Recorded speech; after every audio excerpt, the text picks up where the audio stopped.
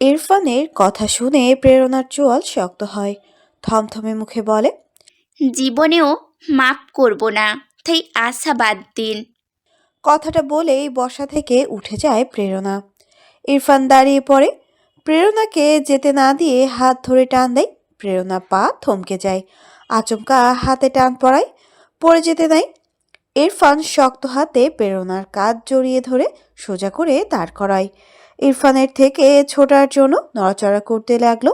ইরফানের হাত শক্ত হয়। এক হাতে প্রেরণার কাঁধ, আরেক হাতে প্রেরণার বাহু রেখে নড়াচড়া বন্ধ করে করুণ কণ্ঠে বলে, এত নিষ্ঠুর হলে কবে থেকে? প্রেরণা চুপচাপ দাঁড়ায়, গম্ভীর মুখে বলে, আপনি যেদিন আপনার পিছু ছাড়তে বললেন সেদিন থেকে। আমার জন্য মায়া হয় না তোর? ইরফানের চোখে সজল হয়ে ওঠে। প্রেরণার বড্ড মায়া হয়, কিন্তু তার মন বলে এই নিষ্ঠুর পুরুষকে এত সহজে মাপ করা যাবে না। যত যত না প্রেরণা সহ্য করেছে, তত যত না যাতনা ইরফানেরও প্রাপ্য। প্রেরণা ঠোঁটের কোণে তার ছেলের হাসি নিয়েই বলে, আপনার হয়েছিল? মায়া হয়েছে বলেই তো নিজে করে আনলাম। ইরফানের কথায় প্রেরণার মন গলে না, বড্ড পাষাণ হয়ে গেছে বলে মনে হয় তার।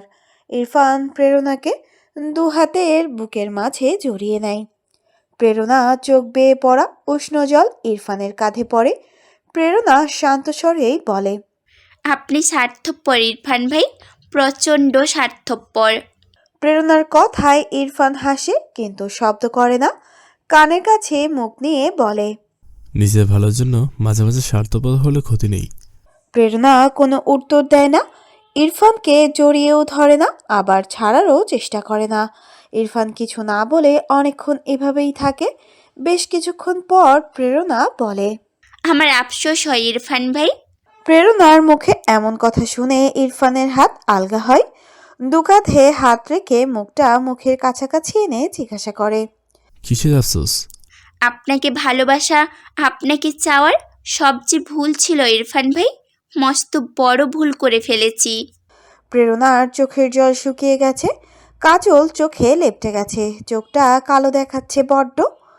ইরফান প্রেরণাকে আবার বুকে টেনে নেয়, হেসে বলে, চিন্তা করিস না, আমি আমি ভালোবেসে তোর ভুল শুধিয়ে দেব। আপনি আমাকে জীবনেও ততটা ভালোবাসতে পারবেন না যতটা আমি আপনাকে ভালোবাসি। প্রেরণার কথা শুনে ইরফান হেসে দেয়, ঠোঁট বাঁকিয়ে বলে, আমার কি সৌভাগ্য, আমার বউ আমার কত ভালোবাসে। ইরফানের কণ্ঠ প্রেরণার বিরক্ত লাগে। হাত পা নড়াচড়া করে বিরক্তের সাথে বলে, ছাড়ুন বলছি, একদম কাছে আসবেন না। ইরফানের হাতের বাঁধন শক্ত করে কাঁধে মুখ ঠেকিয়ে হেসে বলে, জোরাজুরি করে লাভ নেই, বিয়ে করেছি, কাছে আসবো, পাশে বসবো, সবকিছু অধিকার আছে আমার। প্রেরণা ইরফানের পেটে চিমটি কাটে। ইরফান ব্যথা পেয়ে মুখ কুঁচকে আহ বলে চিল্লিয়ে ওঠে। প্রেরণা গম্ভীর স্বরেই বলে, অধিকার দেখাচ্ছেন আমাকে? তুইও দেখা, কসম করে বলছি এইবার অবহেলা করবো না। ইরফানের কথা শুনে প্রেরণা শার্টের কলার চেপে ধরেই বলে, অবহেলা করে তো দেখুন, জানে মেরে ফেলবো।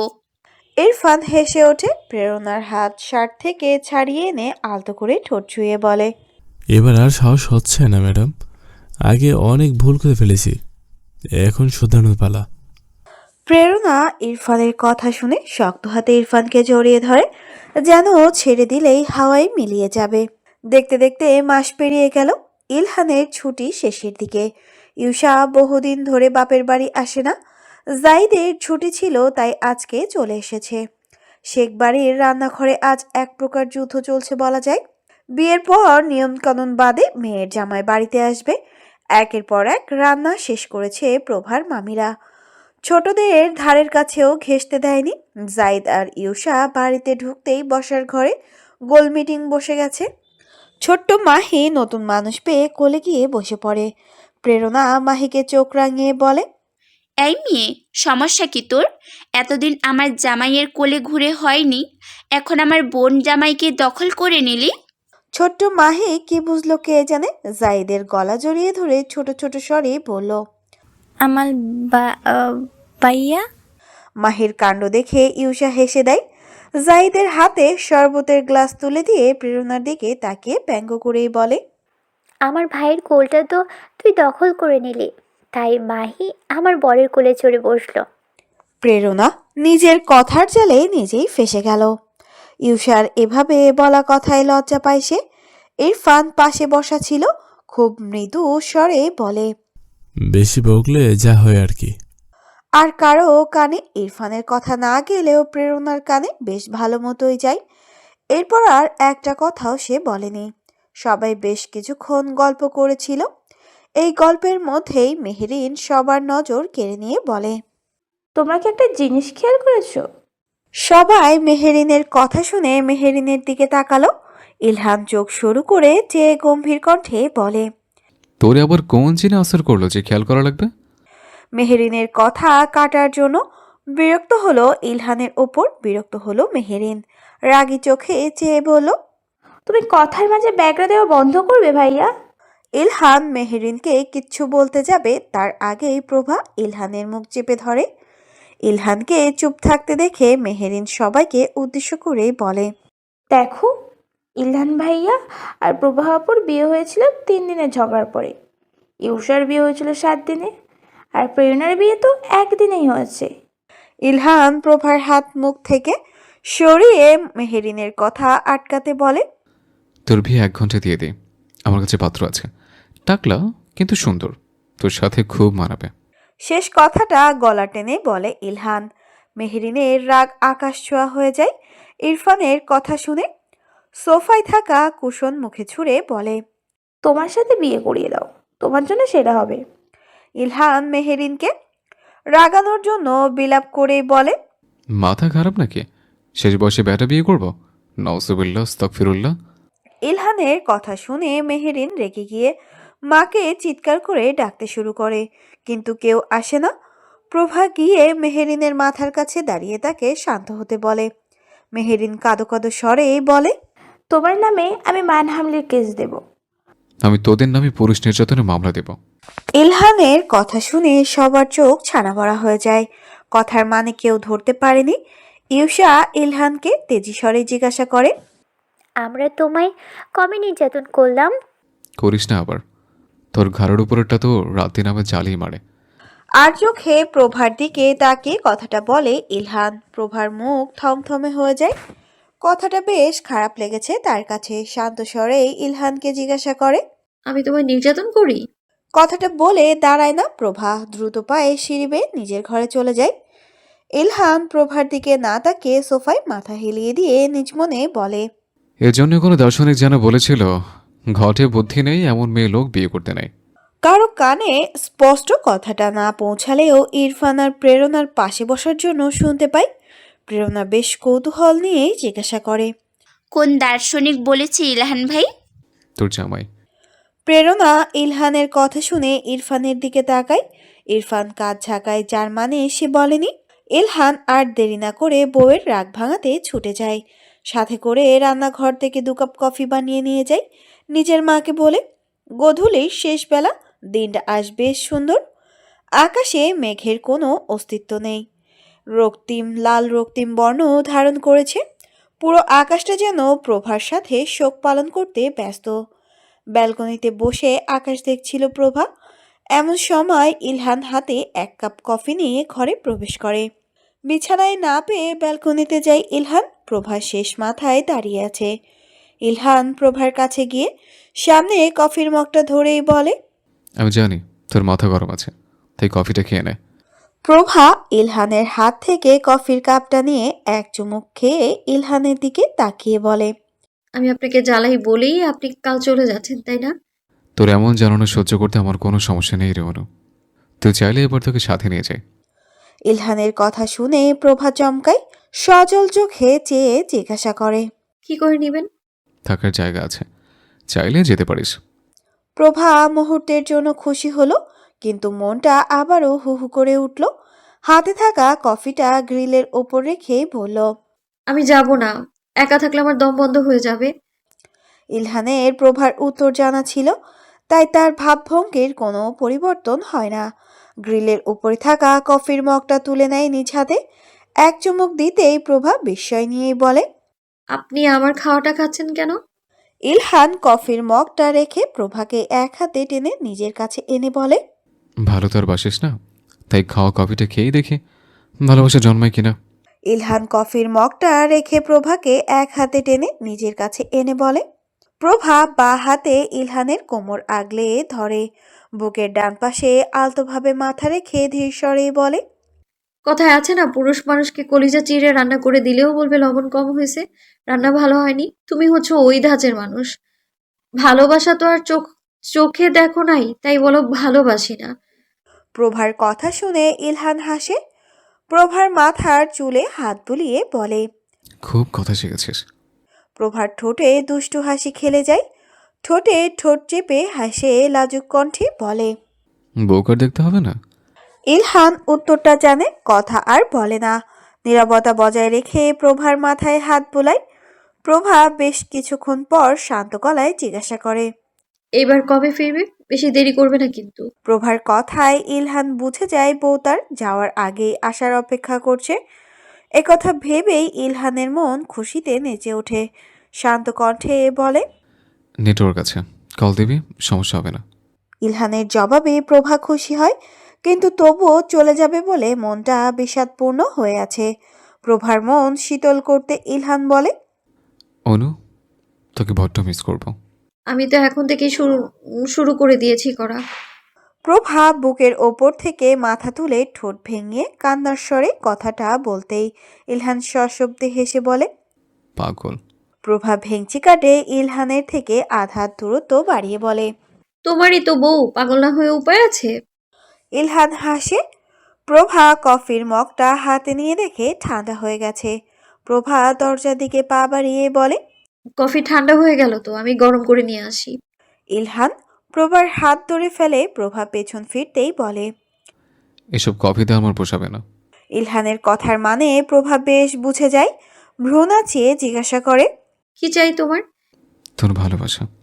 ইলহানের কথা শেষ হতেই প্রভা ইলহানের গালে ঠোঁট ছুঁয়ে দেয়। প্রভার আকস্মিক কাজে ইলহান চমকায়।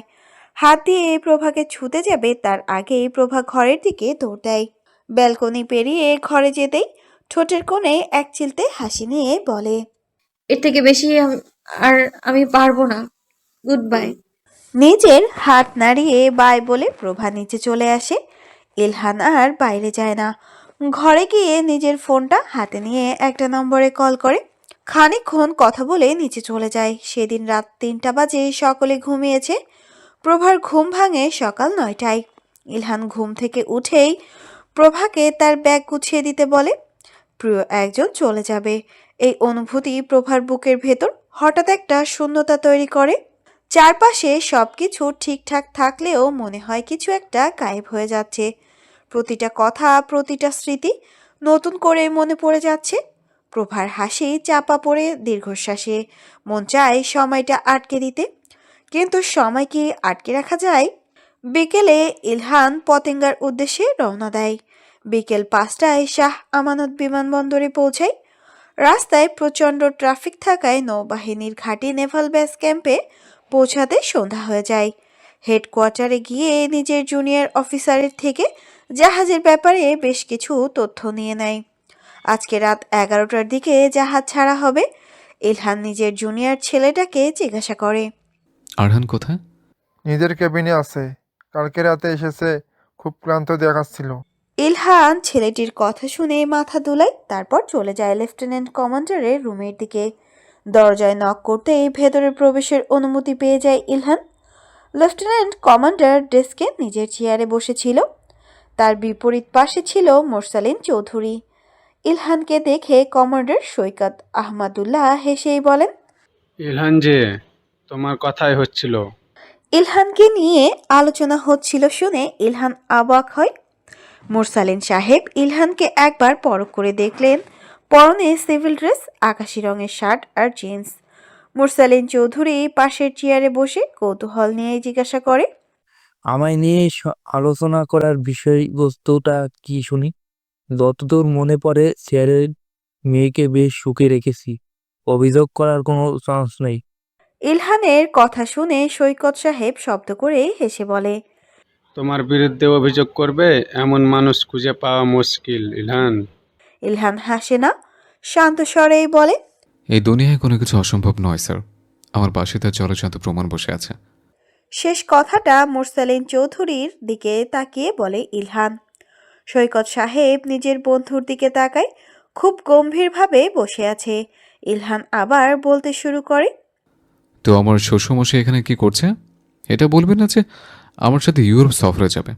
ইলহান কথাটা মুরসালিন চৌধুরীকে বিদ্রূপ করে বলেছে। দুজনের মাঝে যে কোনো বনিবনা নেই সেটা জানা আছে সৈকত সাহেবের, তাই তো শান্ত স্বরেই বলল, মাথা খারাপ নাকি তোমাদের দুজনকে একসাথে দিয়ে? আমি যাহাদের অন্য সদস্য বিপদে ফেলতে চাই না। পরে দেখা যাবে সুইচ খালে একটা লাশ ভেসে উঠেছে। সৈকত, থামবি তুই? মুরসালিন সাহেব বেশ রেগে গিয়ে নিজের বন্ধুকে ধমক দেয়।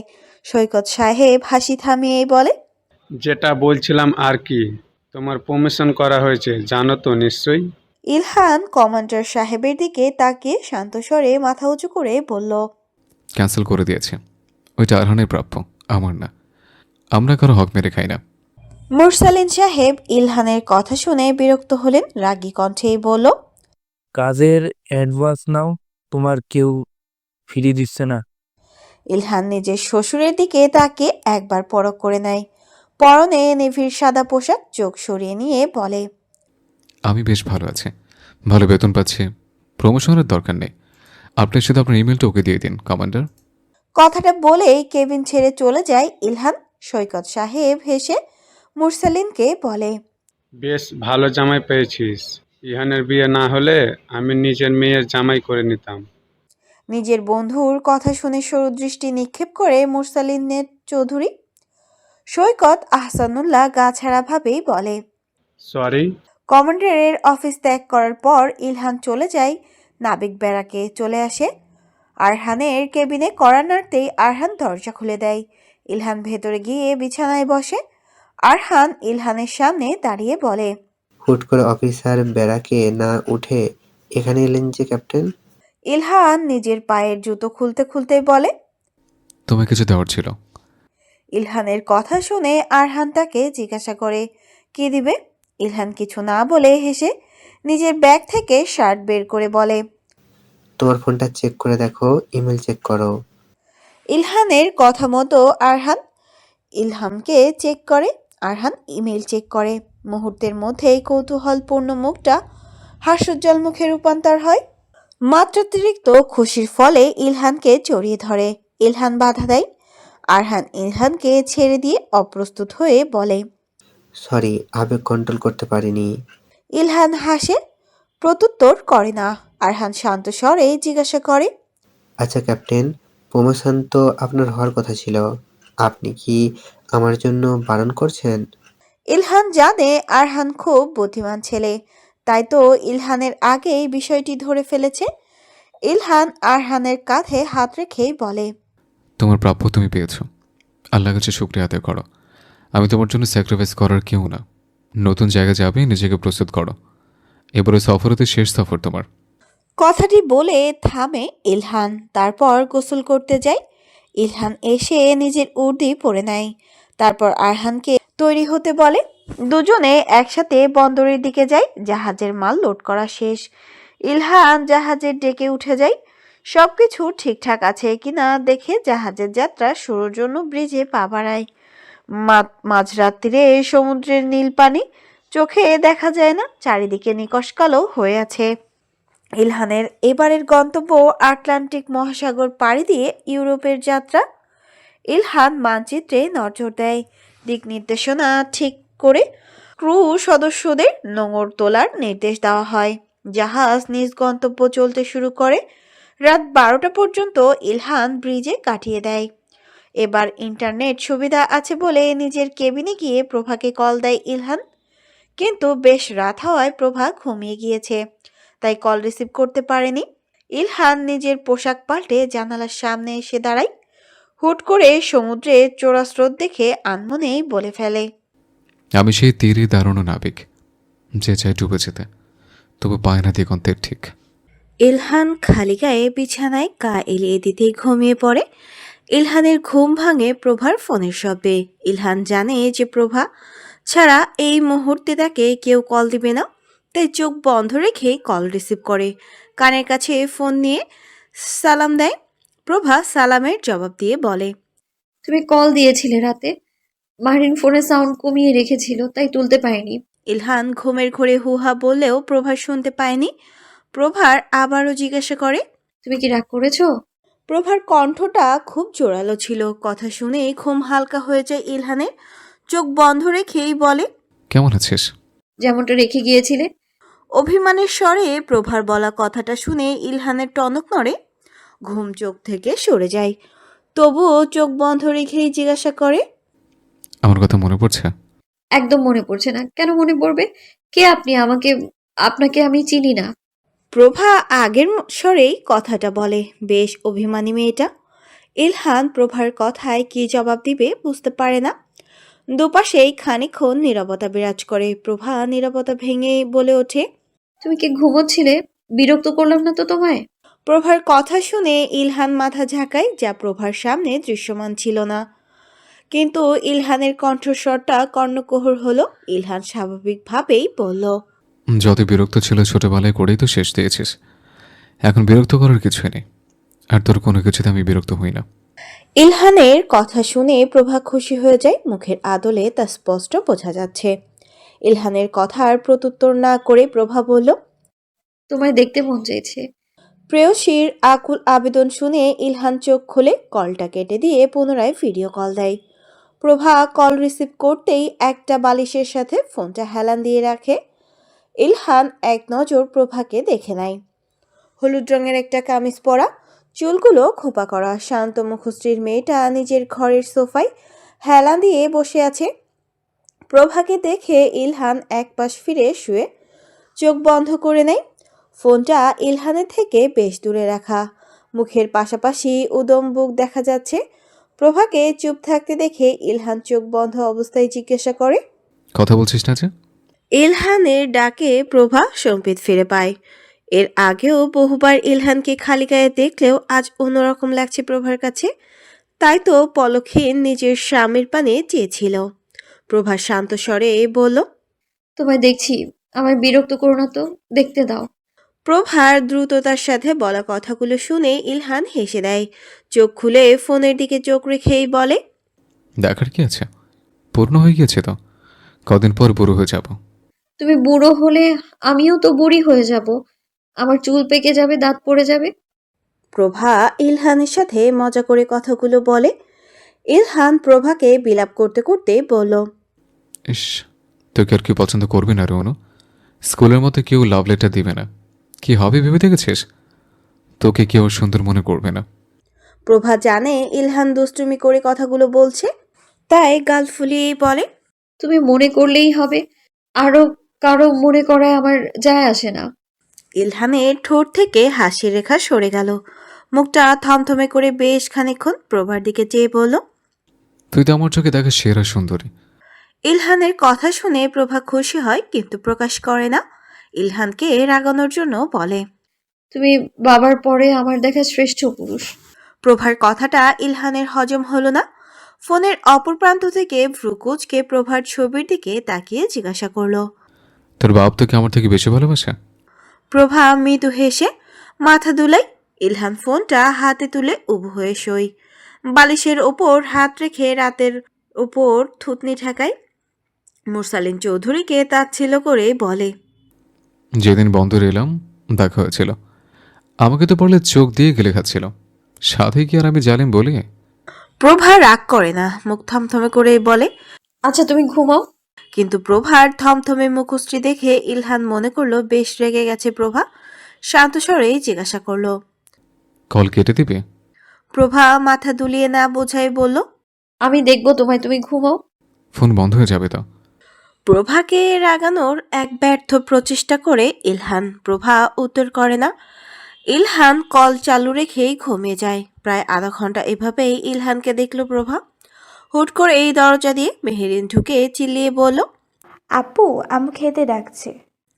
প্রভা মেহেরিনের দিকে তাকিয়ে আস্তে কথা বলার অনুরোধ করে। মেহেরিন প্রভার কাছে এসে ফোনে উকি দিয়ে ধীরে ধীরে বলে, ভাইয়া ফোন দিয়েছে? প্রভা মাথা দুলিয়ে বলে, আমি পরে খাবো, তুই যা। ইলহানের কল দেখে মেহেরিনের মাথায় দুষ্টবুদ্ধি খেলে যায়। প্রভার থেকে 2 কদম পিছিয়ে চিৎকার করে বলে, আপু, একটা ছেলে তোমার সাথে দেখা করতে এসেছে, বললো তুমি স্কুল ফ্রেন্ড, তোমায় নিয়ে বেরোতে যাবে। ইলহান খুব হালকা নিদ্রায় আচ্ছন্ন ছিল। বলা যায় তার চোখ বন্ধ ছিল, কিন্তু মস্তিষ্ক সজাগ ছিল। ইলহান চোখ খুলে ধরফর করে বলে ওঠে। কোন শাল আমার বোনই টানাটানি করে? ইলহানের কথা শুনে মেহেরিন এক ছুটে ঘর ছেড়ে পালায়।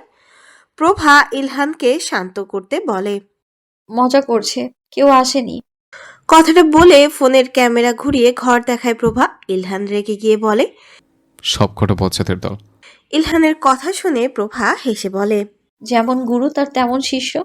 ইলহান কিছু বলতে যাবে তার আগেই কেবিনের দরজায় কড়া নাড়ার শব্দ শুনতে পায় সে। প্রভাকে বলে ফোনটা রেখে দেয়, গায়ে শার্ট জড়িয়ে দরজা খুলে দেয়। আরহান এসেছে, হাতে 2টো কফির মগ।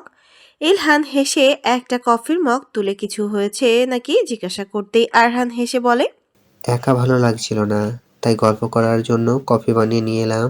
ইলহান জাহাজের ব্রিজের সাথে পা বাড়ায়। আরহান পিছু পিছু আসছিল। ইলহান জিজ্ঞাসা করলো, দিনকাল কেমন কেটেছে? আরহান পিছু হাঁটতে হাঁটতে বলল, আল্লাহর রহমতে ভালোই যাচ্ছে। আমার খেয়াল রাখার জন্য আপনার মতো সিনিয়র দিয়ে দিয়েছে, এটাই অনেক। ইলহান হাসে। ব্রিজে নিজের আসনে বসে আরহানকে জিজ্ঞাসা করে, কদিন পর অ্যাডমিরাল হয়ে যাবে, তখন কি আমার মনে থাকবে? যার জন্য এই আসন পাচ্ছি তাকে কি করে ভুলে যাব ক্যাপ্টেন? আপনার কাছে আমি চিরকৃতজ্ঞ। আরহানের কণ্ঠে কোনো দ্বিধা নেই, সংকোচহীন প্রশংসা করলো ইলহানের। ইলহান কফির মগে চুমুক দিয়ে বলল, দেওয়ার মালিক আল্লাহ, মানুষ থেকে কেবল ওসিলা। আল্লাহর শুকরিয়া করো, তাতেই হবে। জীবনে কোনোদিন কাজে আসতে পারলে জানাবেন ক্যাপ্টেন, আপনার জন্য আল্লাহর এই বান্দা সর্বদা হাজির। কথাটা বেশ অনুগ্রহের সাথে বলল আরহান। ইলহান মিনিট খানেক চুপ থেকে বলল, আমার শ্বশুর থেকে সাবধানে থেকো, বেড়া হেব্বি যাত্রাল। আরহান ভ্রু কুচকে তাকায়। মোরসালিন সাহেব আর ইলহানের সম্পর্কে সবাই অবগত। আরহান বেশ কৌতূহল নিয়ে জিজ্ঞাসা করে, আপনি ব্রিগেডিয়ার স্যারকে এত অপছন্দ কেন করেন ক্যাপ্টেন? ইলহান এক চুমুকে গরম কফিটা শেষ করে আরহানের দিকে শীতল চোখে চেয়ে বলল, লম্বা হিস্ট্রি বলে বছর শেষ করা যাবে না। ইলহানের কথায় আরহানের কৌতূহল বৃদ্ধি পায়। ইলহানকে বলে, খানিকটা শুনি ক্যাপ্টেন, যদি আপত্তি না থাকে তাহলে। আরহান এক জানার কৌতূহল দেখে ইলহানের মন গলে। শান্ত স্বরে বলতে শুরু করে, প্রভার সাথে একবার ঝগড়া করে সুইমিং পুলে ফেলে দিয়েছিলাম। আমার বাড়ির পুলটা বেশ গভীর। 7 বছরের বেচারি বউ সাঁতার জানতো না, কে নাকানা চোবানিটাই না খেয়েছিল। মেয়ের কষ্ট দেখে শ্বশুর বাবুজি আমার বাপের কাছে বিচার দিল। ভাগ্যিস ফুপু আমায় জানার চেয়ে বেশি ভালোবাসত, তাই সে যাত্রায় বেঁচে গিয়েছিলাম। মাথা নাচিয়ে বেশ সুন্দরভাবে কথাগুলো বলে থামে ইলহান। আবারও বলে, আরেকবার এক ছেলে প্রভাকে চিঠি দিয়েছিল, তখন আমিও যুবক ছিলাম। শরীরের টকবকে রক্ত। প্রভাকে ভাল লাগতো বলে জেদের বসে ছেলেটিকে বেধরম পিটিয়েছিলাম। ওই বেটা জাদ্রল শ্বশুর আমার প্রশংসা না করে প্রিন্সিপালের কাছে বিচার দিয়ে দিল। ইলহান আর কিছু বলবে না বলে থেমে যায়। আরহান জিজ্ঞাসা করে, আরও কাহিনী আছে ক্যাপ্টেন? আছে মানে? প্রভার সাথে যখন প্রেম করি, এই কথা জানার পর যতবার বাড়ি গিয়েছে আমি বাড়ি ঢুকতে দেয়নি। আর বিয়ের কাহিনী কি বলবো? আমি সরকারি ভার্সিটি থেকে ইঞ্জিনিয়ারিং পড়ুয়া ছেলে। আমার জিজ্ঞেস করে তোমার যোগ্যতা কি? আরহান ইলহানের কথাগুলো মনোযোগ দিয়ে শোনে। ইলহানকে জিজ্ঞাসা করে, ইঞ্জিনিয়ারিং পড়তেন আপনি? ইলহান দীর্ঘশ্বাস ছেড়ে আরহানের ইউনিফর্মের দিকে তাকিয়ে বলে, হ্যাঁ, ধরে বেঁধে নৌবাহিনী ফৌজে বানিয়ে দিল। এরপর দুজনে বেশ খানিকক্ষণ গল্প করে কাটিয়ে দিল। প্রেরণা নিজের ঘরে বসে গিটার বাজাচ্ছিল। ইরফান ঘরে ঢুকে প্রেরণার হাতে গিটার দেখে বলল, জোবান তোর হাতে গিটার দিয়েছে নাকি আমার মনের সাথে সাথে আমার ভাই গিটারটাও চুরি করে নিয়ে এসেছিস? প্রেরণা ইরফানকে দেখে গিটার থেকে মুখ তুলে তাকায়। ইরফান দরজাটা খুলেই ভেতরে প্রবেশ করেছে। প্রেরণা দৌড়ে গিয়ে দরজা আটকে দিয়ে বলে, পাগল আপনি, চিল্লাচ্ছেন কেন? জোভান দেখলেই আমার মাথা ফাটিয়ে দিবে। ইরফান টেবিল থেকে এক গ্লাস পানি খেয়ে সোফায় বসে স্বাভাবিকভাবেই বলে, না বলে অন্য জিনিস ধরিস কেন? ইরফানের কথা শুনে প্রেরণা ভেঙচি কাটে। বিছানায় গিয়ে গিটার হাতে নিয়ে টুংটাং সুর তুলে বলে, নতুন মন যে গিটগিটি রঙের মতো সেটা বিয়ের দিনে টের পেয়ে গিয়েছিলাম। দিন রাত কেঁদে কেটে কবুল বলার সময় লাপাঙ্গা হয়ে গিয়েছে। আজও পাবলিক। প্রেরণা হুমকির স্বরে কথাগুলো বলছে। ইরফান প্রেরণার দিকে চোখ রাঙিয়ে তাকিয়ে বলল, এইভাবে তাকাস কেন? তোকে ভয় পাই আমি? ইরফানের কথা শুনে প্রেরণার হাত থেমে যায়। সরু চোখে ইরফানের দিকে চায়। প্রেরণার দৃষ্টিতে ক্ষোভ ছিল। ইরফান প্রেরণার মুখভঙ্গি দেখে নিজের বাম ফ্রু নাচিয়ে জিজ্ঞাসা করে। প্রেরণা জবাব না দিয়ে গিটার বাজানো শুরু করে। ইরফান জবাব না পেয়ে নিজের ফোন ঘাঁটতে থাকে। বেশ খানিকক্ষণ পর ইরফান প্রেরণাকে বলে, একটা গান শোনাবি? এই কথাটারই তো অপেক্ষায় প্রেরণা ছিল। কথাটা কানে যেতে এক সেকেন্ডও বরবাদ করে না প্রেরণা। খুব জোরালো কণ্ঠে গেয়ে ওঠে, তোকে দেখি শূন্যশানে রাতে, চলে আসা চিন্তা হঠাতে, শান্ত শান্ত সময়, তুই কেন থাকিস না সাথে, বরবাতি হয়েছি আমি তোরই অপেক্ষায়, চুরমার করে দে আরো কিছু তুই সারাই। পরেরটুকু আর গাইতে পারে না প্রেরণা। তার আগেই ইরফান জিজ্ঞাসা করে, তোকে বরবাদ কে করলো? প্রেরণা সেকেন্ড খানিক চিন্তা করলো। তারপর বিছানার উপর গিটার রেখে বিছানা ছেড়ে নেমে গিয়ে ইরফানের পাশে বসলো। সোফার ডিজাইনের উপর হাত রেখে গালে হাত ঠেকালো। ইরফান প্রেরণার দিকে চেয়েছিল। প্রেরণা বলল, স্বামী নামক পরপুরুষ আমায় বরবাদ করে দিয়েছে। শুধু বরবাদ করেনি, আমার মন নিয়ে ছিনিমিনি খেলেছে। বজ্জাত বেটা লোক একটা। ইরফান সজল চোখ দুটো গম্ভীর হয়। প্রেরণার শেষ কথাগুলো বাদ দিয়ে পরপুরুষ শব্দটাই তার কানে বাজলো। থমথমে মুখে বলল, স্বামী নামক আসামিটা আগে শুনেছি, কিন্তু পরপুরুষের থিওরিটা কি? প্রেরণা গাল ছেড়ে হাত নামায়। বিশাল বড় এক হাই তুলে বলে, আমি কমার্সের স্টুডেন্ট, থিওরি আমি বুঝি না। মূর্খ। শব্দটা বেশ অস্পষ্টভাবেই উচ্চারণ করে ইরফান। তারপর নিজের ফোনে চোখ রাখে। প্রেরণা হুট করে ইরফানের কাঁধ জড়িয়ে ধরে। ইরফান প্রেরণার দিকে তাকাতেই প্রেরণা ইরফানের মুখের কাছে মুখ এনে ঠোঁটে আলতো করে স্পর্শ করে। মুখটা একটু সরিয়ে চোখ ঝাপটে বলে, আপনি রোম্যান্স বোঝেন? ঘটনার আকস্মিকতায় ইরফান চুপসে যায়। এই কদিনে বহুবার ইরফান প্রেরণাকে ছুঁয়েছে, কিন্তু আজ প্রথম প্রেরণা নিজের ইচ্ছায় এমন কিছু করলো। ইরফানের মুখে প্রত্যুত্তর না পেয়ে প্রেরণা রেগে যায়। হাতের বাঁধন আলগা করে হাত নামিয়ে নিয়ে সোজা হয়ে বসে বলে, বোঝেন তো সেই সব ছাতার মাথা। রোম্যান্সের থিওরি মাথায় কি করে ঢুকবে শুনি? প্রেরণা কথাগুলো শুনে ইরফান হেসে দেয়। কতবার কত গভীরভাবে ছুলো এই মেয়েকে, আর বিয়ের এতদিন পর সে নিজের স্বামীকে রোমান্স শেখাচ্ছে। ইরফান প্রেরণার মতো করে কাঁধে হাত রেখে মুখ সামনাসামনি নিয়ে বলে, আমার মাথায় রোমান্স ঢোকা দরকার নেই, কিন্তু তুই চাইলে তোকে শেখাতে পারি। কথাটি বলে ইরফান প্রেরণার ঠোঁট আঁকড়ে ধরে। প্রেরণা আগেও বাধা দেয়নি, আজও দিল না। সন্ধ্যা ঘনিয়ে এসেছে ধীরে ধীরে। আকাশে সূর্যের শেষ রং ছড়িয়ে পড়েছে পশ্চিম দিগন্তে। চারিদিকে আলো আর অন্ধকারের এক মোহময় খেলা। বাতাস যেন একটু থমকে গেছে। চারপাশে বিরাজমান একরকম নিস্তব্ধতা। গাছের পাতাগুলো নিঃশব্দে কাঁপছে হালকা দোলায়, যেন বৃষ্টির আগমনে গোপন খবর ছড়িয়ে দিচ্ছে। দূরে কোথাও মেঘের গম্ভীর গর্জন শোনা যাচ্ছে। মাঝে মাঝে বিদ্যুতের হালকা ঝলকানি আকাশে চোখের পলকে আলো ছড়িয়ে দেয়। মাটির গন্ধে ভরে উঠেছে সন্ধ্যার অবহ। সেই মুহূর্তেই আকাশ ভেঙে নামল বর্ষণের প্রথম ফোঁটা। প্রতীক্ষিত সেই শান্তি আর সজীবতার বার্তা নিয়ে ইলহান গেছে আজ 2 মাস পূর্ণ হলো। বাইরে বৃষ্টির ছন্দময় পরিবেশ দেখে প্রভার মনটা নেচে উঠল। বিছানার উপরে ফেলে রাখা ফোনটা তুলে কল দিল ইলহানকে। প্রথমবার রিং হলেও ফোনটা তোলেনি কেউ। দ্বিতীয়বার রিং হতেই ফোন রিসিভ হয়। সদ্য গোসল করে বের হয়েছে ইলহান। ভেজা শরীরে তোয়ালে জড়ানো, চুল বেয়ে টুপটাপ পানি পড়ছে। ফোনটা আয়নার সামনে এমনভাবে রেখেছে যে পুরো দেহ প্রভা দেখতে পাচ্ছে। ইলহান তোয়ালে দিয়ে মাথা মুছতে মুছতেই বলল। হ্যাঁ বল, আমি শুনছি। ইলহানের কথা কানে যেতেই প্রভা ইলহান ভাই, বলে ডেকে উঠল। ইলহান ধমক দিতে চাইলেও প্রেরণার আবেদনময়ী কণ্ঠের জন্য দিতে পারল না, কিন্তু গম্ভীর হয়ে বলল। ঘটা করে ভাই ডাকছিস যে, কোনো খুশির খবর আছে নাকি? প্রভা হেসে বলে।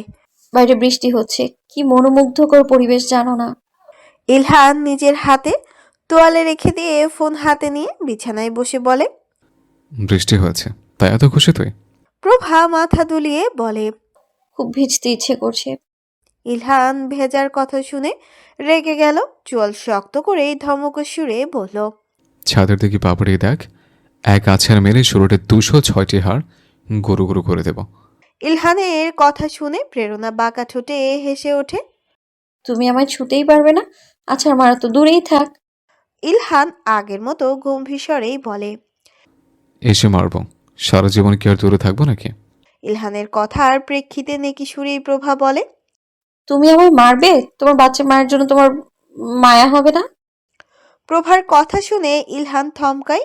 এর আগে এমন কথা কোনোদিন প্রভা বলেনি, তাই অবাক হয়ে জিজ্ঞাসা করে। কিসের মা? প্রভা এমনিতেই লজ্জা পাচ্ছিল, তার ওপর ইলহানের অবুঝের মতো বলা কথাগুলো গায়ে যেন কাঁটা ফুটিয়ে দিল। চোখ রাঙিয়ে বলল। বোঝো না তুমি? বুড়ো হয়ে যাচ্ছ, কিন্তু বাচ্চা চেনো না।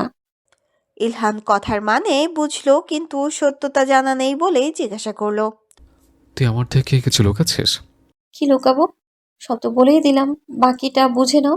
প্রভা মাথা নামিয়ে লজ্জা পেয়ে কথাটা বলল। ইলহান আবেগাপ্লুত হয়ে বলে। সত্যি বলছি, শোনো, আমি বাবা হব। এমন বিষয় নিয়ে মিথ্যে কে বলবে? ইলহানের কথা শুনে প্রভার লজ্জা প্রখর হয়, মাথা তোলে না। ইলহান শান্ত কণ্ঠে আবারও বলে। তুই মা হবি? ইলহানের কথা শুনে প্রভার লজ্জা প্রখর হয়, মাথা তোলে না। ইলহান শান্ত কণ্ঠে আবার বলল। আমার ছোট ছোট হাত পাওয়ালা মেয়ে হবে। মেয়ের কথা শুনে প্রভা মুখ তোলে। ইলহানের মুখভঙ্গির পরিবর্তন হয়নি, কিন্তু কথার মাঝে আনন্দের রেশ বোঝা যাচ্ছিল। প্রভা জিজ্ঞাসুক হয়ে বলে। মেয়ে কেন হবে? তোমার মতো ছেলে হবে। প্রভার কথা শুনে ইলহান হেসে বলে। সে আল্লাহ যা দেবে তাতেই খুশি, কিন্তু এত খুশি আমি রাখবো কই? প্রভা আবারও লজ্জা পেয়ে মাথা নত করে ইলহান ফের বলে ওঠে। তোকে জড়িয়ে ধরতে ইচ্ছে করছে। প্রিয়তম এর মুখের আকুল আবেদন শুনে প্রভা ঠোঁট উল্টে বলল। তাড়াতাড়ি ফিরে এসো, আমি অপেক্ষায় রইলাম। কথা বলতে বলতে ইলহান কাবার থেকে ফর্মাল শার্ট বের করে, তারপর পোশাক পাল্টে বেশ কিছুটা সময় প্রভার সাথে কথা বলে। হঠাৎ করে হন্তদন্ত হয়ে একজন জাহাজের সদস্যকর্মী ছুটে আসে ইলহানের কেবিনের দিকে। ইলহানের কেবিনের দরজা খোলা ছিল। লোকটি কেবিনে ঢুকে বেশ চিন্তিতভাবে দ্রুততার সাথে বলল। খুব বড় ঝামেলা হয়ে গেছে ক্যাপ্টেন। জাহাজের জিপিএস কাজ করছে না, বাইরের আবহাওয়া ভালো নয়, যে কোনো মুহূর্তে দুর্ঘটনা ঘটতে পারে। ইলহান ছেলেটির কথা শুনে কল না কেটেই দৌড়ে চলে যায়। প্রভা কথাগুলো শুনে চিন্তায় পড়ে যায়। অনেকক্ষণ হয়ে গেলেও ইলহান আর ফেরে না দেখে কল কেটে দেয়। কালকের সারা রাত নিদ্রাহীন কেটেছে প্রভার। প্রতি 10 মিনিট অন্তর অন্তর ইলহানকে ফোন দিয়েছে প্রভা, কিন্তু ফোন রিসিভ করা হয়নি। সারা রাত না ঘুমিয়ে সকালবেলা বাইরের হইচই শুনে মাথা ধরে যায় প্রভার, কিন্তু বাইরে যায়নি। একসাথে এই সকলে প্রভার ঘরে ছুটে এসে প্রভার ঘর দখল করে নেয়। সবার মুখে হাসির রেখা দেখে প্রভার বুঝতে অসুবিধা হয়নি কি হয়েছে। সকালে হাসপাতালে গিয়েছিল প্রভা। 3 মাস যাবৎ ঋতুচক্র বন্ধ থাকায় মনের মধ্যে খুঁতখুত করছিল, তাই মেহেরিনকে নিয়ে চেক আপ করতে গিয়েছিল। রিপোর্ট দেখে ডাক্তার জানালো প্রভা 3.5 মাসের অন্তঃসত্ত্বা। প্রভা মেহেরিনকে বারবার বারণ করেছিল বাড়িতে না জানাতে, কিন্তু মুখ পাতলা মেহেরিন জানিয়ে দিয়েছে, তাই তো সবাই প্রভার ঘরে ভিড় জমিয়েছে। প্রভা বিছানায় শুয়েছিল। প্রভার মেজমামি প্রভাকে মার্জিতভাবে হেসে বলে। এই মেয়ে, আমরা কি তোর পর এত খুশির খবর জানাসনি কেন আমাদের? মেজমামির কথা শেষ হতেই ছোট মামি হেসে বলে। ভাবি, প্রথমবার তো তাই মেয়ে আমাদের লজ্জা পাচ্ছে। কথাটা বলার জন্য প্রভা লজ্জা না পেলেও ছোট মামির কথা শুনে বেশ লজ্জা পেয়েছে। আশেপাশে দাঁড়িয়ে সকলেই হাসছে। ঘরে শুধু মেয়েরাই ছিল। সবার হাসি দেখে প্রভার বড় মামি অর্থাৎ শাশুড়ি ধমকে বলে, থাম সবাই, দেখেছিস মেয়েটা আমার অসুস্থ, কই সেবা করবি তা না করে তামাশা করছিস? ইলহানের মায়ের ধমক শুনে সকলে চুপ হয়ে যায়, কিন্তু হাসি থামায় না। মিটিমিটি হেসে চলেছে সকলে। প্রভার বড় মামি বলে, ইলহানকে ফোন করছিলি, জানি কথা? মিনিট পাঁচেক আগেই ফোনটা বিছানার উপর রেখেছিল। ফোনটা হাতে তুলে নিয়ে এক নজর দেখলো, কোনো কল আসেনি। প্রভা কপালে চিন্তার ছাপ এনে বলল, জানো আম্মু, কালকে কথা বলছিলাম তখন কে যেন এসে ডেকে নিয়ে গেল। আমার ফোনটা না কেটেই চলে গেল। কতবার কল দিচ্ছিলাম, কল যাচ্ছে না, আবার কল গেলেও ফোন রিসিভ করছে না। খুব চিন্তা হচ্ছে আমার।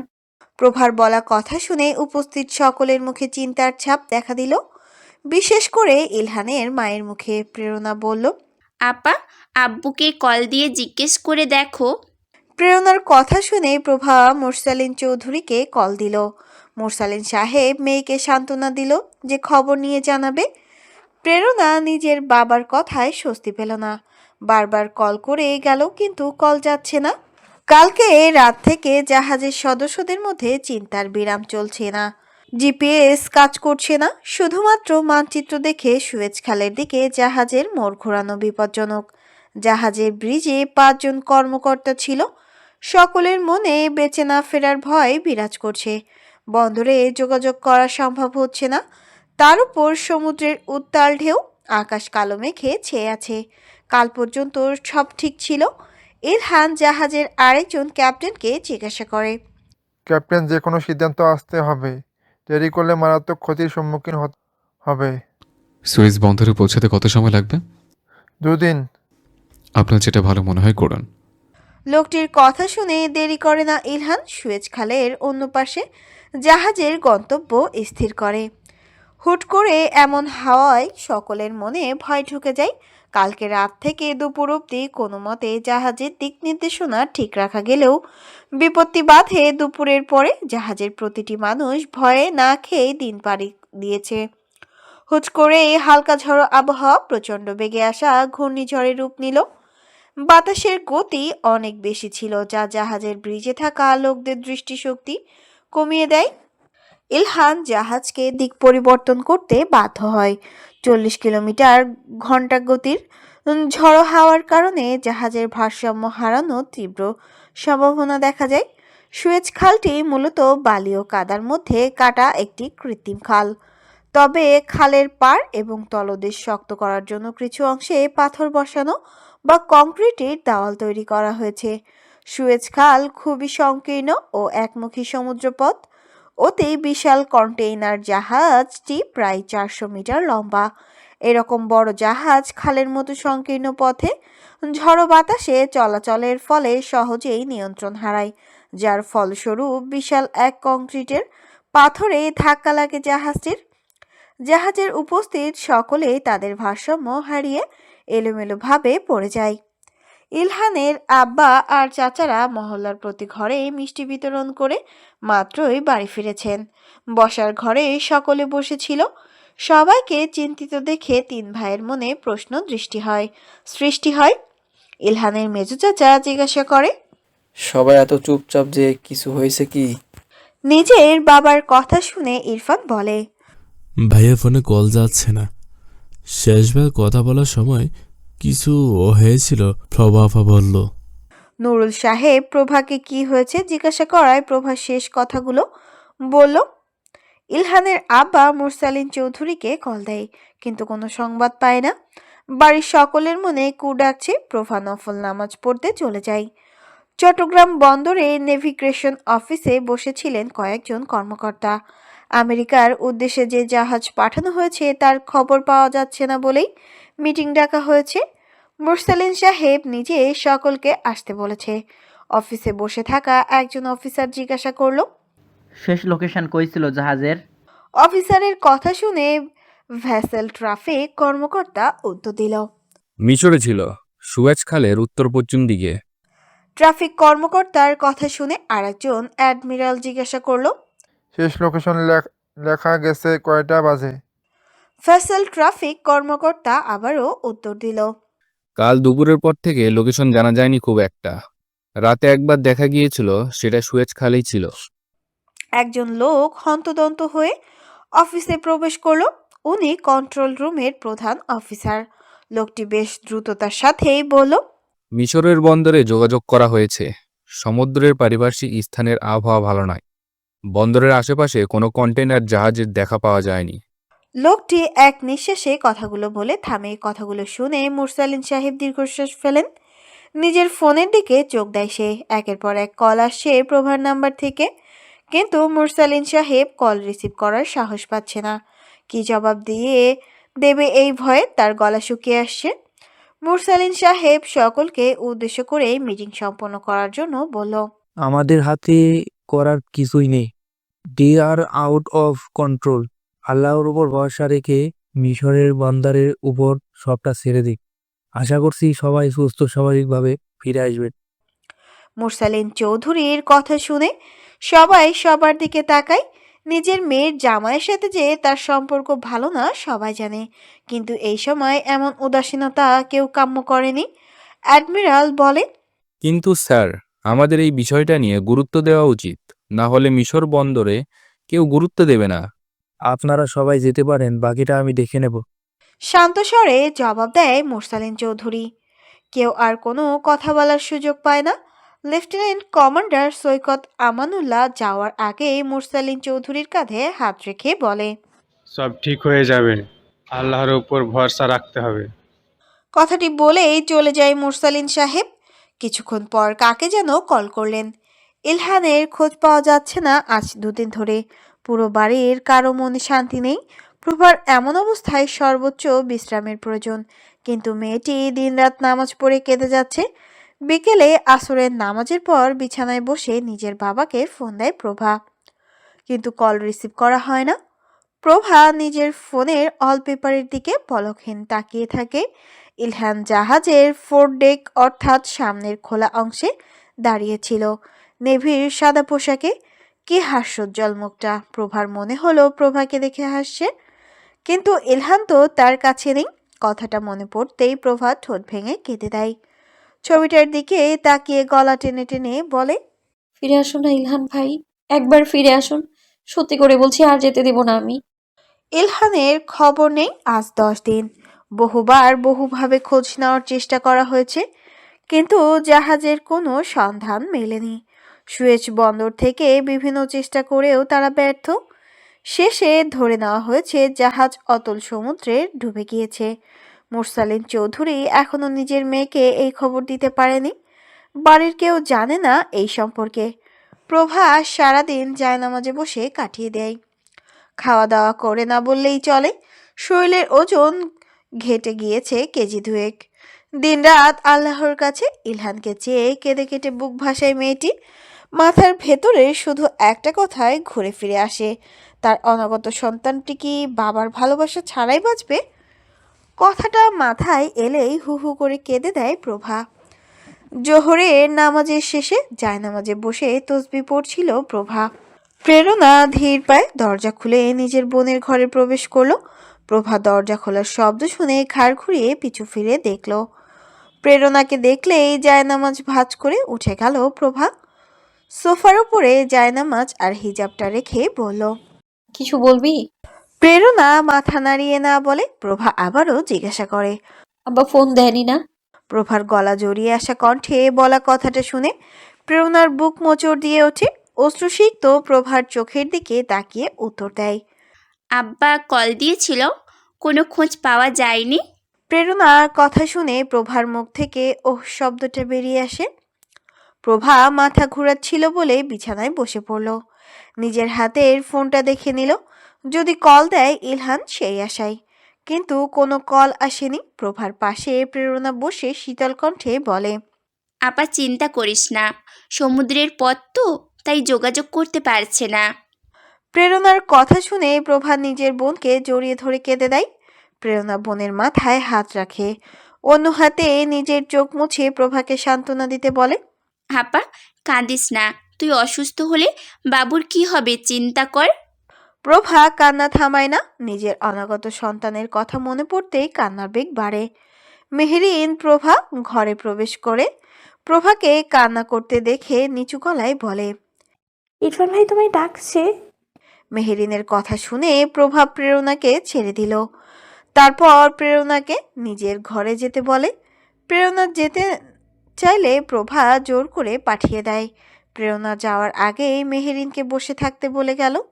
নিজের ঘরে প্রবেশ করেই ইরফানের উদ্দেশ্যে প্রশ্ন ছুড়ে দেয়। জিজ্ঞাসা করে, আব্বু আপনাকে কল দিয়েছিল তাই না? সত্যি বলুন আমাকে। হুট করেই প্রেরণার কথা শুনে কেঁপে উঠল ইরফান। সোফায় বসেছিল সে। কথাটা বলেই প্রেরণা কেঁদে দেয়। ইরফান সোফা থেকে উঠে আলতো হাতে প্রেরণার মাথায় হাত রেখে বলে, কিছু হবে না, চিন্তা করিস না। ভালো খবর পাওয়া না গেলেও খারাপ কিছু পাওয়া যায়নি। প্রেরণা কাঁদতে কাঁদতেই বলে, আপা খুব চিন্তা করছে, কিছু খাই না জানো। কি বলে সান্ত্বনা দেব আমি বলো? কথাটা বলে ইরফানের মুখ থেকে মাথা তোলে। প্রেরণা গলা টেনে বলে, আচ্ছা, ভাইয়ার ফিরে আসার চান্স তো 100%, তাই না? প্রেরণার কথার জবাব ইরফানের কাছে নেই। ইরফানকে চুপ থাকতে দেখে প্রেরণা আবারও জিজ্ঞাসা করলো, কি হলো, উত্তর দাও। ভাইয়া ফিরে আসবে তো, তাই না? ইরফান প্রেরণার মাথায় হাত বুলিয়ে দিয়ে বলে, সব ঠিক হয়ে যাবে, চিন্তা করিস না। এলহান নিরুদ্দেশ আরও 12 দিন নেভিগেশন অফিসে আজ আবার মিটিং বসানো হয়েছে। মিটিংয়ের শুরুতেই মুরসালিন চৌধুরী বলেন, এবার জাহাজের টেকনিক্যাল জিনিসগুলোর দেখাশোনা কে করেছিল? ব্রিগেডিয়ার মুরসালিন চৌধুরীর মুখে এই প্রশ্নের উত্তরে লেফটেন্যান্ট কমান্ডারের নাম নেই। সৈকত সাহেব নির্ভয়ে জানায়, সকল কিছু ঠিক ছিল। তখনই ভেসেল ট্রাফিক কর্মকর্তা বলল, স্যার কালকে লোকেশন দেখে গিয়েছিল, কিন্তু আগের জায়গাতেই, তাই আমি আপনাকে জানাইনি। লোকটা মাথা নিচু করে ভয়ে ভয়ে কথাগুলো বলল। মুরসালিন সাহেব চিৎকার করে বলল, কতটা দায়িত্বজ্ঞানহীন তোমরা! তোমাদের কোনো ধারণা আছে কত বড় বিপদের মুখ বাহিনীর ফৌজরা পড়তে চলেছে? এক্ষুনি কেবিন থেকে বেরিয়ে যাও। মুরসালিন চৌধুরীর চিৎকারে সকলে ভয় পেয়ে যায়।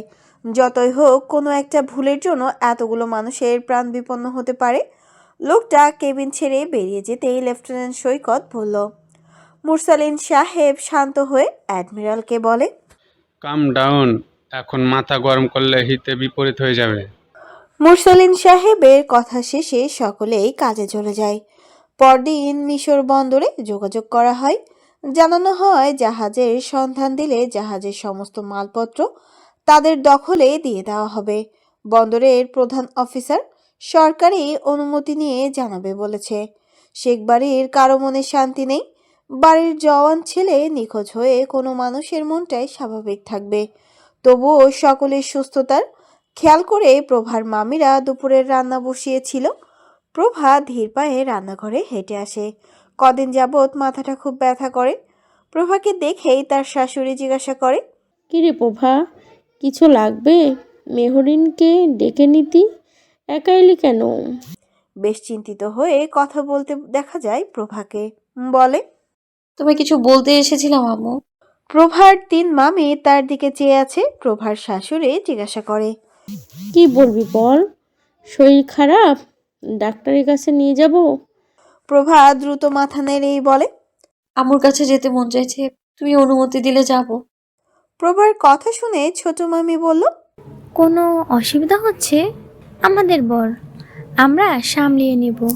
মেহেরিন পেছন থেকে বলল, এই ঘরে থাকলে আপুর ভাইয়ার কথা মনে পড়ে আম্মু, তাই ফুপির কাছে যেতে চাইছে। মেহেরিনের কথা শুনে প্রভা মাথা নিচু করে। মেহেরিনের মা বলে, তুই তাহলে কিছুদিন মেহরিনের ঘরে থাক প্রভা।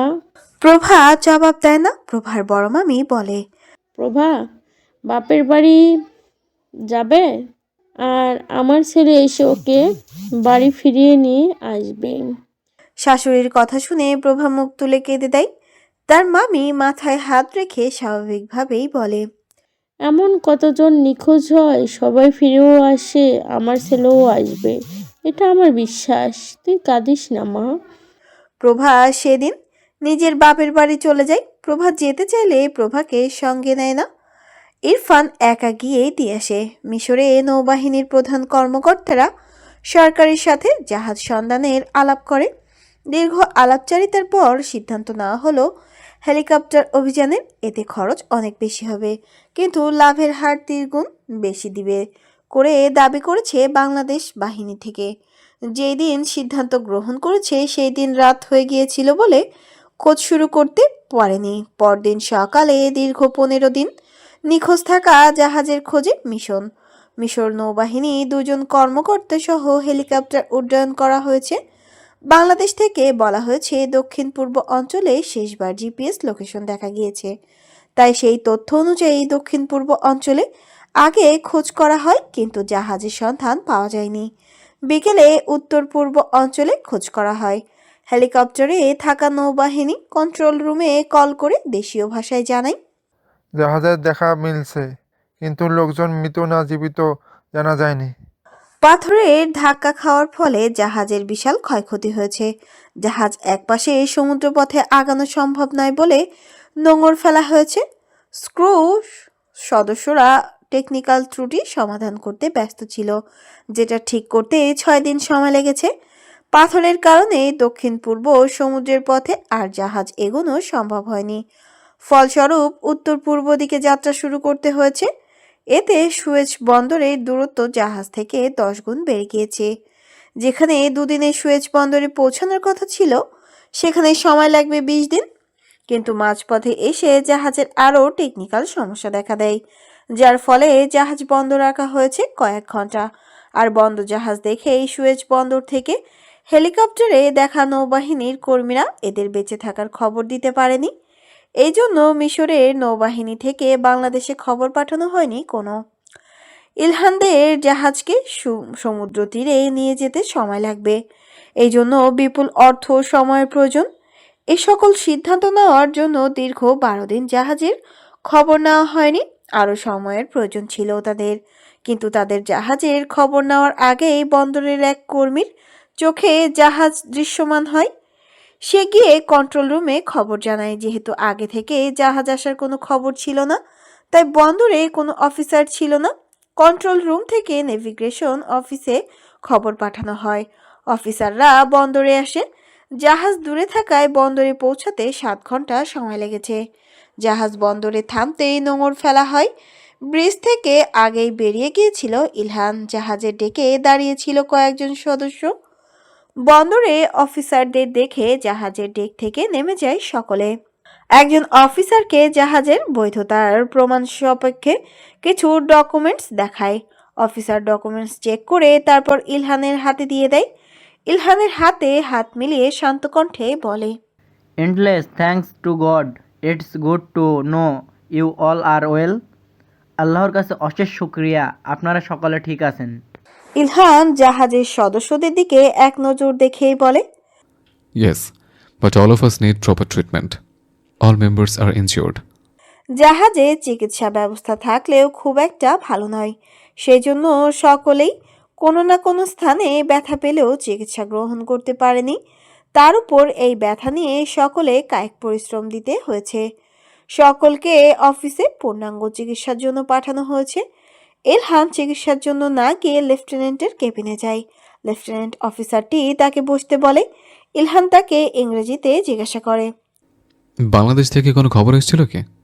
অফিসারটি ইলহানকে বাংলাদেশ আর মিশরের চুক্তির কথা জানালো।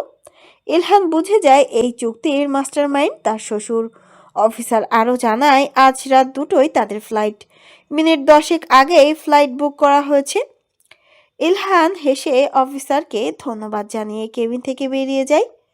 বাংলাদেশি অফিসারদের যেই কক্ষে চিকিৎসা করা হয়েছে সেই কক্ষে গিয়ে ইলহান মিশরের অফিসারদের একজনকে জিজ্ঞাসা করলো, Can I use your data connection? লোকটি ইলহানের ফোনে নেটওয়ার্ক সংযুক্ত করে দিতেই ইলহানকে কল দেয়। ইরফান পড়ার টেবিলে বসে পড়ছিল। ফাইনাল এক্সাম, কিন্তু ভাইয়ের খবর না পাওয়ায় অনেকদিন পড়াশোনার ধারে কাছেও যায়নি। পরশু এক্সাম বলে আজকে পড়তে বসেছিল। হুট করেই ফোন বেজে উঠতে নিজের ভাইয়ের নম্বর স্ক্রিনে রেখে চমকে যায়। 1 সেকেন্ড সময় ব্যয় না করেই কল রিসিভ করে বলে, ভাইয়া তুমি ঠিক আছো? কোনো সালাম ছাড়াই এমনভাবে জিজ্ঞেস করায় ইলহান ইরফানের মনের অবস্থা বুঝতে পারে। বেশ দুশ্চিন্তা করছে। সকলে এটা ইলহানের অজানা নয়। ইলহান শান্ত স্বরেই বলল, আমি ঠিক আছে। প্রভার কি খবর? ইলহানের কণ্ঠ শুনে ইরফান স্বস্তির শ্বাস ফেলে বলে, আফু ফুপের কাছে গিয়েছে।